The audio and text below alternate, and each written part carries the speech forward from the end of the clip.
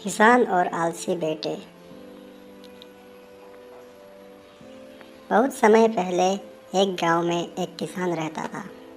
उसके पास काफ़ी संपत्ति थी क्योंकि उसने बहुत सालों तक खूब मेहनत किया था।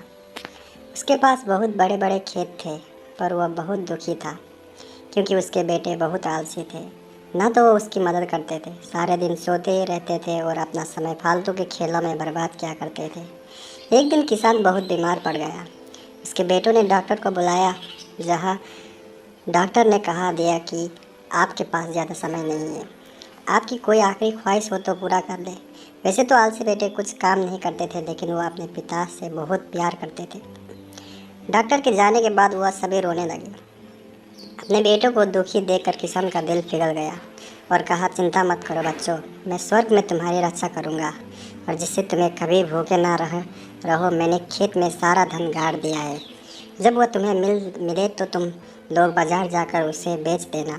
वो तुम्हारे ज़िंदगी भर के लिए काम आएगी। कुछ ही समय के बाद किसान की मौत हो गई। कुछ दिन तक दुखी बेटे दुख के मारे कोई काम नहीं कर पाए, पर फिर उन्हें लगा भोजन के लिए कुछ तो करना पड़ेगा।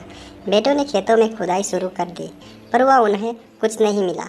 उनके पिताजी के दोस्त ने कहा, आखिर तुमने खेत जोत ही दिया है तो क्यों ना बीज भी डाल दो। बेटे तैयार हो गए। खेत बुआई करके उन्होंने इंतज़ार किया। उस साल मूसलाधार बारिश हुई। एक दिन जब बेटे सुबह उठे तो उन्होंने हवा में लहराते हुए अपनी फसल देखी।